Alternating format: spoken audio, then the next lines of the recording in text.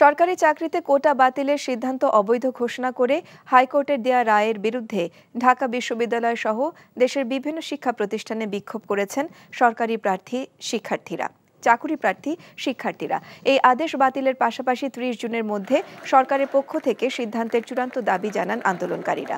প্রথম ও দ্বিতীয় শ্রেণীর সরকারি চাকরিতে কোটা বাতিল করে ২০১৮ সালে জনপ্রশাসন মন্ত্রণালয় থেকে জারি করা প্রজ্ঞাপন অবৈধ ঘোষণা করে বুধবার আদেশ দেয় হাইকোর্ট।